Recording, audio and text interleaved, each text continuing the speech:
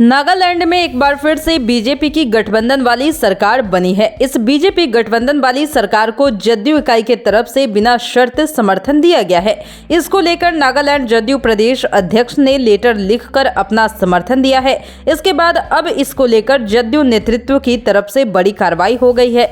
बता दें कि नेतृत्व के तरफ से नागालैंड इकाई को भंग कर दिया गया है। दरअसल कुछ दिनों पहले नागालैंड में 60 विधानसभा सीटों पर चुनाव हुए। इस चुनाव के परिणाम आने के बाद यह तय हो गया कि भाजपा एक बार फिर से यहां अपनी सरकार बनाएगी।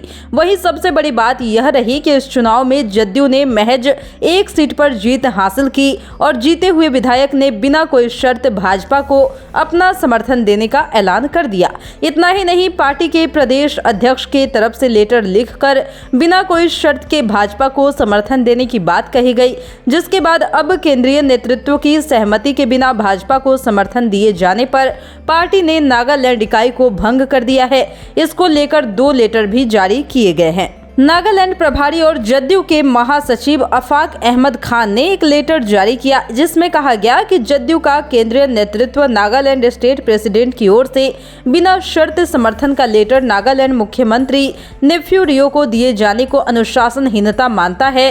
इसको लेकर नागालैंड स्टेट कमेटी को भंग करने का फैसला किया गया है। मालूम हो कि नागालैंड में जदयू ने इस बार 8 से अधिक सीटों पर उम्मीदवार उतारे थे, जिसमें से 1 सीट पर जदयू को जीत मिली है।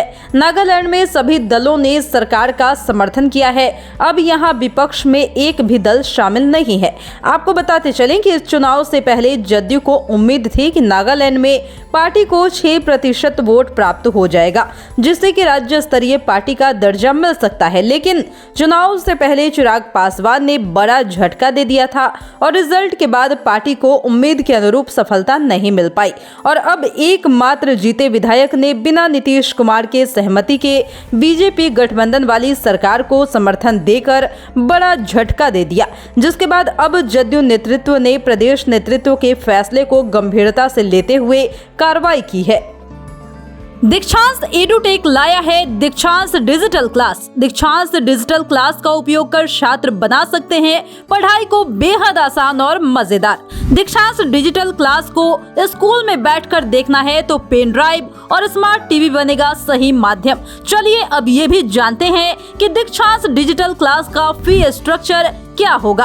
नर्सरी से लेकर यूकेजी के लिए 7,000, नर्सरी से लेकर दूसरी कक्षा के लिए 12,000, नर्सरी से लेकर 5वीं तक के लिए 18,000, नर्सरी से लेकर 8वीं तक के लिए 24,000, नर्सरी से लेकर 10वीं तक के लिए 30,000।